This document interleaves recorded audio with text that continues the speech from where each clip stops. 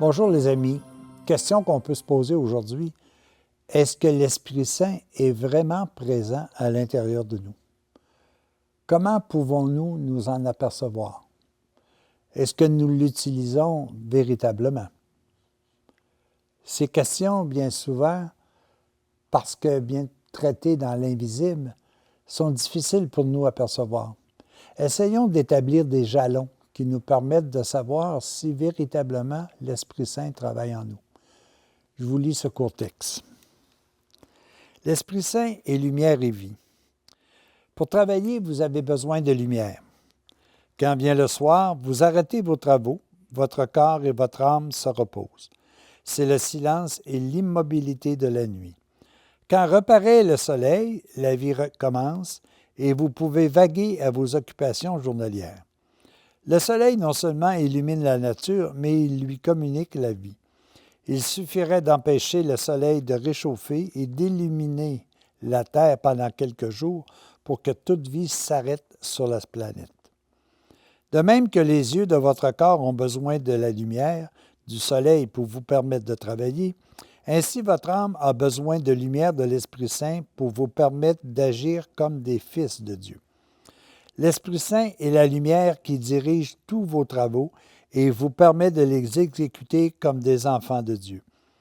C'est par l'Esprit Saint que vous pouvez travailler la matière comme des fils et filles de Dieu, comme je le faisais moi-même dans l'atelier de Nazareth. L'Esprit Saint vous donne comment une seconde vue qui vous permet de vous diriger dans les heures des ténèbres de la même manière qu'une lampe peut vous guider dans l'obscurité de la nuit. L'animal peut agir parce qu'il a une âme animale. Vous pouvez agir comme des hommes parce que vous avez une âme humaine. Pour agir comme des fils et filles de Dieu, il vous faut une vie divine. Et cela, elle vous est communiquée, distribuée par l'Esprit Saint. L'Esprit Saint éclaire toutes vos activités. Il réchauffe votre cœur. Il est le guide assuré qui, dans les moments de doute, si vous l'appelez, vous dira toujours « Voici le chemin ». Très intéressant de voir la comparaison que l'abbé Laurent Gagnon fait entre le soleil et l'Esprit Saint. C'est sûr que durant la nuit, tout est au ralenti, tout est plus au repos, parce que nous n'avons pas la lumière du jour pour pouvoir exécuter nos travaux, pour pouvoir œuvrer adéquatement dans la matière. L'Esprit Saint, c'est exactement la même chose. Si nous sommes illuminés, réchauffés par l'Esprit Saint, dans notre vie divine, nous pouvons agir convenablement. Nous ne sommes pas dans les ténèbres, nous ne sommes pas dans la noirceur, dans la nuit. Nous sommes dans la lumière de l'Esprit Saint.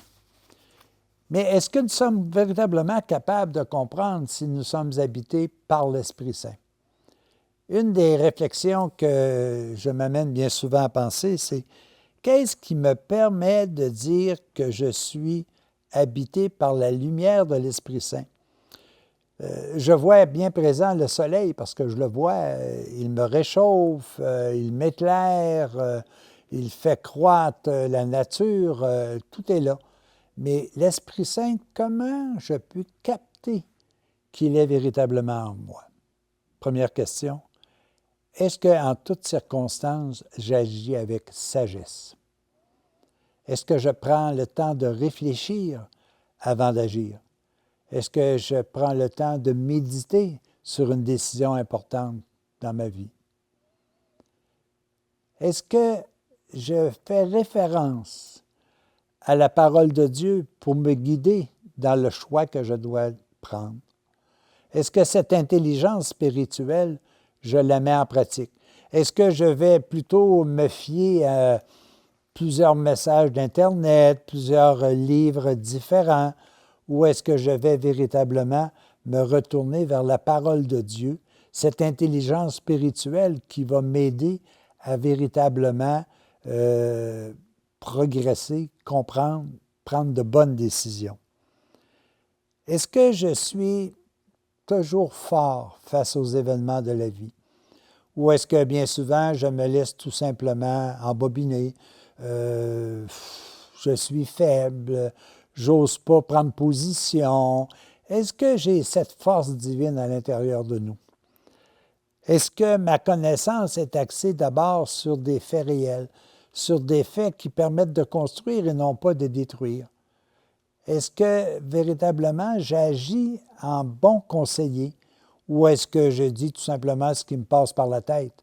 Est-ce que dans des situations ou dans des conflits, est-ce que je suis un axe, comme je le disais à quelqu'un ce matin, axé sur les solutions et non pas sur la répétition d'une multitude de messages erronés bien souvent?